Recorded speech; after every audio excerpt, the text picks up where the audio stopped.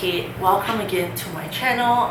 Today I'm just going to be sharing with you how I became an entrepreneur and started my own business, as well as 8 lessons that I would love to share with you if you're thinking of starting your own business or becoming an entrepreneur. Lesson number 1. Where you start will not dictate where you end up. So I'll just give you guys a bit of a background. I'm based in sunny Singapore and I graduated from the National University of Singapore with a business degree. I had actually gone in to graduate with a specialization in accounting, but if you are my close friend, you would know that I was not great with numbers and I was not interested in accounting. So I ended up graduating with a specialization in marketing. However, throughout my teenage years and throughout my young adult years or years of my youth, I was very interested in fashion. So while I was studying in the business school, I actually started my own fashion label. It's not really a label, but essentially what I did was that I started to handmade body chains that I then sold on Etsy. I did everything from the photography to the styling to the setting up the Shopify store, the Etsy store. I also made those chains with my hands. So I had pliers. I would open each individual chain link them together. Like, it's literally like meshing chain together. Right now, you know, where I've ended up, how many years from school? 15 years down. Wow, 15 years down. 11 years after I've graduated, I am still doing marketing, but my career path has been very different. It's really changed a lot, and I don't believe that, you know, where you start in university will dictate where you end up. It's really about a learning journey. It's really about understanding what you're interested in, what you're strong at, and sort of finding that desire and that motivation that will push you through in life, and bringing all three together to decide what would the best way be for you forward to start your own business or to become an entrepreneur. Second lesson is learn, and learn.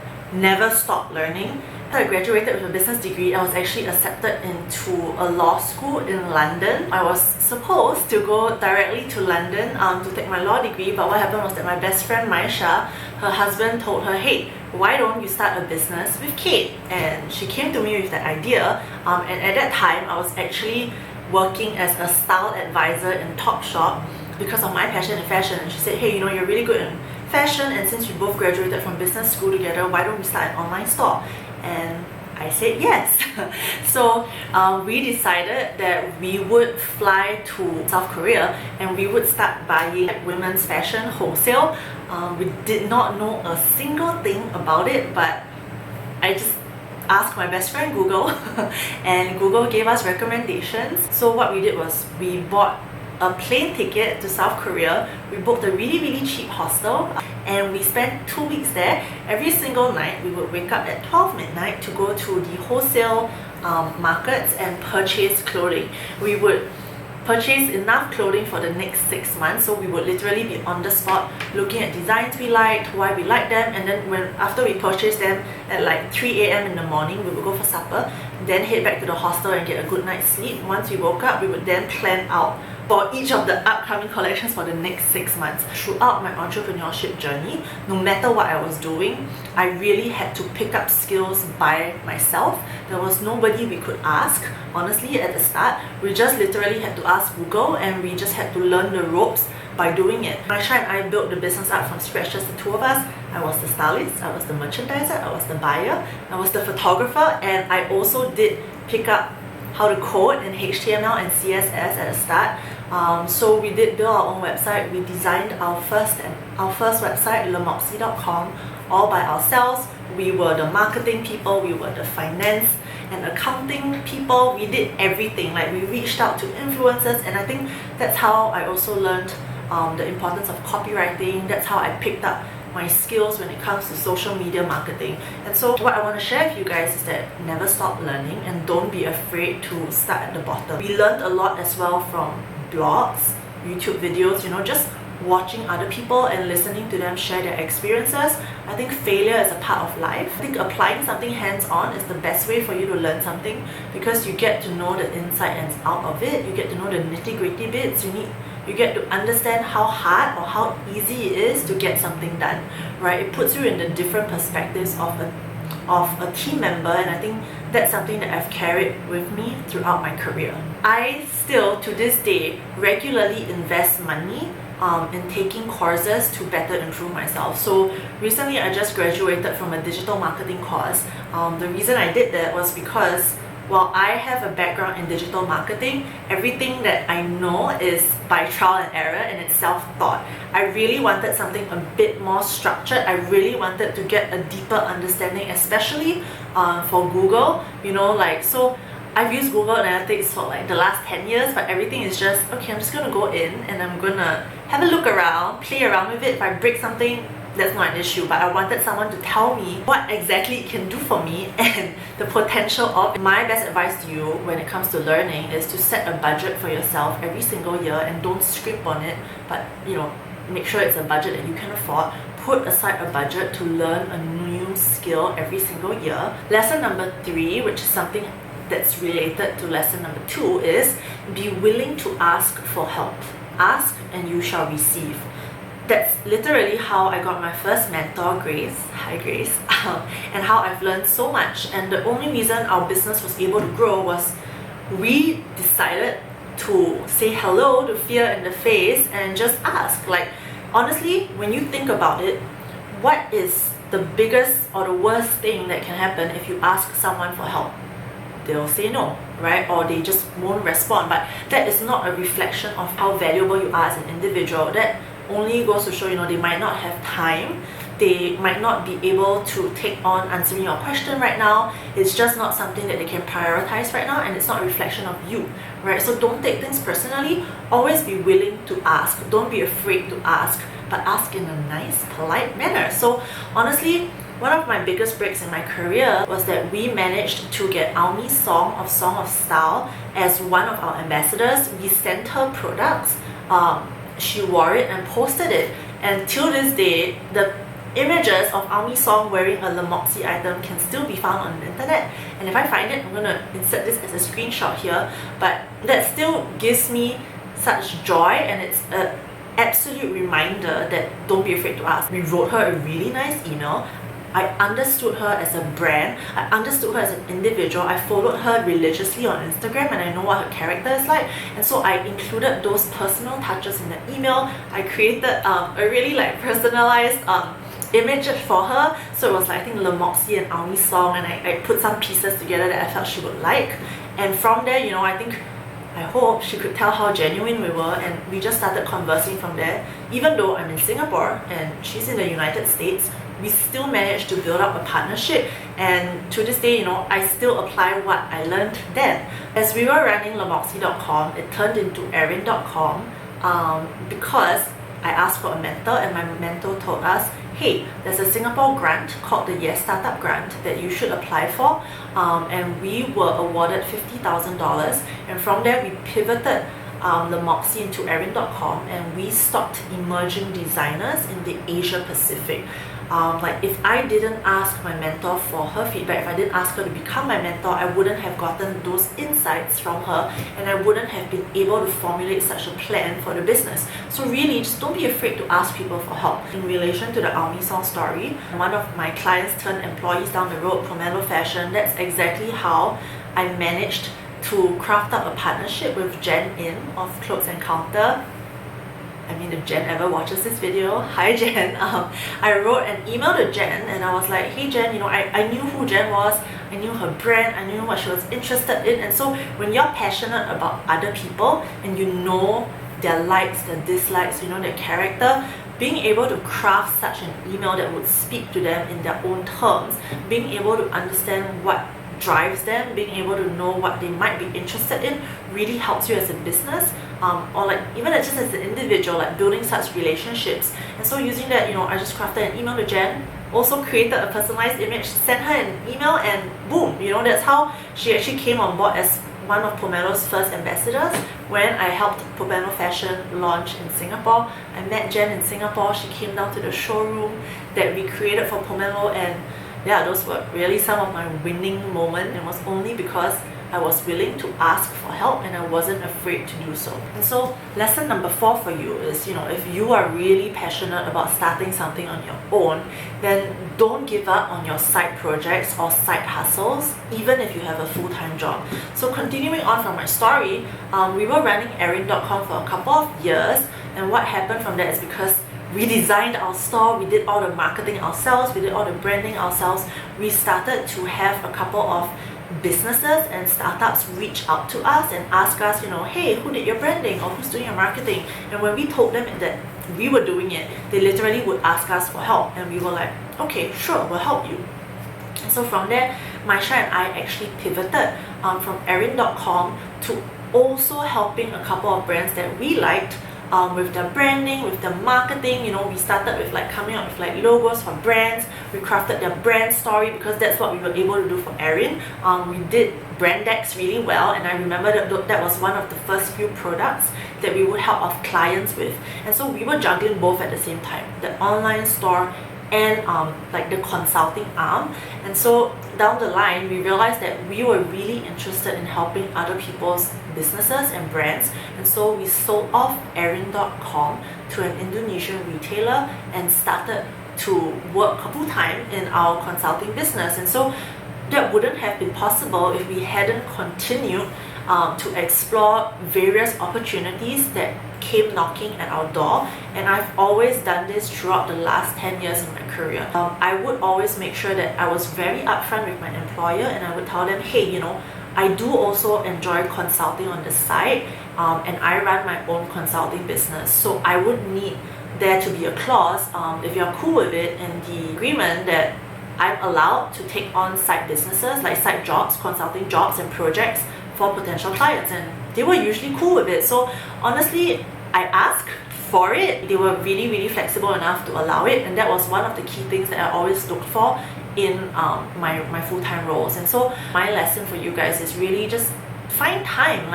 If you're really interested in something, find time to learn, find time to do it, find time to work on your side hustle. And I think I'm so proud of the current generation of Gen Zs. I'm really old, but I love seeing Gen Zs start their own businesses and be so passionate about trying multiple businesses and starting multiple income streams and just doing what interests them. And I think that's a fearless sort of courage that I would encourage every single one of you, no matter how old you are and where you're based in. Just try it out, just like how I'm trying out YouTube. I'm scared shitless and there was a lot of inertia, but I decided, if I don't do it, no one's going to do it for me, and I'm just going to regret my decisions. So just take action and start that side hustle today. I need some water. The 5th lesson that I want to share with you from my entrepreneur journey is be clear on your value system and pick work, clients and projects that are aligned with that. I think it really took me a couple of years to realize this. So after Maisha and I pivoted into consulting, I think a year or so into it, I think we already had Pomelo Fashion as a client. We helped them launch in Singapore, like I mentioned, but Maisha decided that, she was going to get married and she wanted to start a business with her husband instead and focus on building a family. And so we had decided to part ways. What happened though was that Pomelo Fashion offered me a full-time job, and I moved to Bangkok to work for Pomelo Fashion. My first full-time job ever was at Pomelo Fashion, and that started me on a series of full-time positions in different companies, from anything from a consumer app to consumer electronics, to even one of the world's biggest advertising agencies, like e-commerce. I really tried a ton of different full-time roles, and I would say that when you start your own business, the business is always an extension of the founder, right? Your value system should and will definitely be ingrained into your company and how you do work. So when I worked at all these different companies, I would see the value systems and the beliefs of the founders ingrained in our day-to-day lives and how we did work. And over the last couple of years, I've realized that there are particular companies that I want to work for, and that the value system of the company and the culture is one of the top things that I will always prioritize when looking for a job, and I suggest that you do the same. But you have to be very clear first what you're looking for. So for me, some of the things that I really value is transparency. Like if the founder's a servant leader, so they always treat people like human beings, and they really look at people as entire beings, right? They're not a resource for you to get work done. They're people with dreams, they're people with lives, they're people with problems. And I really appreciate leaders, CEOs, mentors who look at you as a human being. So over the years, I've really started a list on my Notion. I'll be doing another video on how I use Notion, but I've started a list of values that I want in collaborators and clients. And so I'm now very specific on non-negotiable values. So here's a couple. It's not that I can't remember it off the top of my head, it's just that I'm a bit nervous and I can't remember anything right now. So I really want people to be authentic. It really matters to me because I'm a very open person. I will speak my mind, but not in a hurtful manner, but I really prefer it when people are just very honest with you. Because when two people are honest, that's when you can break down walls and work together towards a common goal. You have a common understanding, right? And the second thing is, I really want to work with people who want to make the world a better place. I think we have such limited time on the world. I really want to leave it a better place than when I first started, and I want to be here to help people out. I want to be here to add value. I want to be here to bring beauty to this world, and I love it when I work with people who have that same value system, who, it's really not about making the money, but it's really about making an impact and a positive impact on those around you, on your customers, on your clients, and on your community in general. They also have to be very willing to test and learn things. And so for me, it's one of the biggest things, because I think I have a mindset that I would rather try something and break something if I have to know whether it's going to work or not. Because if you never try it, you'll never know if it works. It's always going to be a theory in your head. There will be no sort of like definitive answer. You're just always going to be afraid, like, oh my gosh, I should have done this or I should have done that, but that's not the way the world works. Just try it out. If you make a mistake, fix it. I always tell this to my clients and my friends, like, look at everything as an experiment. And so when it's an experiment, there's no failure. It's more of what are the results, A, B, C, or D. And from the results, we'll then make a decision from there on what to do next. So if you look at everything as an experiment, there's really no failure. It's just, I'm going to try this out and we'll see what happens and we'll take it from there. So, yeah. And so the last thing I want to say about this lesson is that, if you don't prioritize your value system and if you don't realize what's important to you, you're going to end up doing things that will make you unhappy. If you don't know what's important to you and you work with people with different values from you, it will definitely take a toll on you mentally and emotionally, which is why I feel this lesson is one of the most important points. And so after this video, I would highly recommend you go think about this, spend some time to mull over it. It doesn't have to be immediate, but start writing down values that you find important for you. And so when you go looking for a job, or when you go looking for clients, when you go looking for people you want to collaborate with, just off the bat, when you chat with them, you'll be able to understand what their value system is, and if it's aligned with yours, hey, let's just go forward and work together. Lesson number 6. Your reputation is all you have, so keep it stellar, and if you can, keep it 100 upon 100. And so I'll be really real with you guys. This lesson was something that I learned the hard way, right? Like, when I was younger, I thought that I was the best person ever. I thought I knew everything. I burned a lot of bridges. I was really proud when in fact I was someone who didn't know anything. I would really encourage you to be nice to other people. Really just genuinely be nice to other people. And that's, I would say, I've changed so much over the last couple of years that I truly just want what's best for other people. And your reputation, is so important because it not only brings you returning clients, it also brings you referring clients. And when people know that they can trust you, when they know your value system, when they know that you're going to treat them with respect, when they know you're going to treat the people they refer to you with respect, it's a reflection on them, right? And they're definitely going to want to bring more business your way as well. In everything that I do, I only want to deliver the best work. I want to go above and beyond because this is my reputation at stake, and this is something that I truly believe in. I just want to serve my clients and give as much as I possibly can. That's why I'm not afraid to give things away. I'm not afraid to give my ideas away. I'm not afraid to give my strategy away, because something that my clients really value me for is my execution and my insight into things. And you are not replicable. There is no one else in the world like you. And so don't live your life out of fear, live your life out of courage. Lesson number 7, stay humble, start small, and just keep doing good work.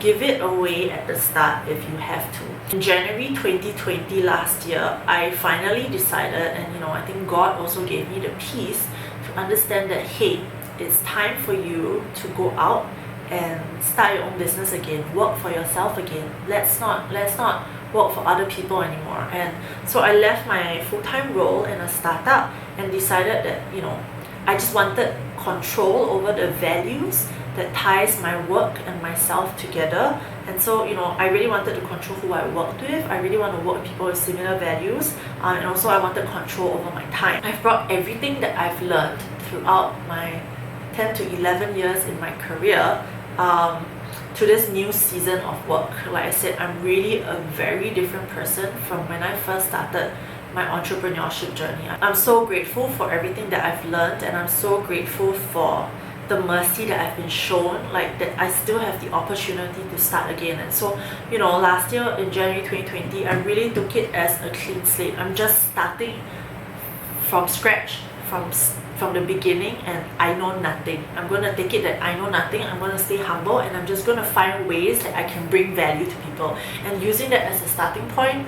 I mean, it's 2021, it's February, and wow, I've come so far. Like I'm just so happy where I am. And so every single day, my goal is to just keep doing good work, right? It's no longer about taking credit for the work, because I remember that when I was younger, I really wanted everyone to give me credit for my work. It's like, this is my idea, this is what I did, this is not what anyone else did, this is me. But I've come to a point to realize that I really don't need the credit, because I know that I'm doing good work. I just want to see the change, I want to see the impact, and that's going to take time. It's not going to be immediate. You have to build it up. And so I'm just starting small and I'm staying humble. Yeah, so every day, with this mindset, I really feel like I'm learning something new, because I don't think that I know everything. So just listening to other people and their experiences is allowing me to take in fresh lessons every single day. If you're first starting out, the next thing I want to recommend to you is give it away for free.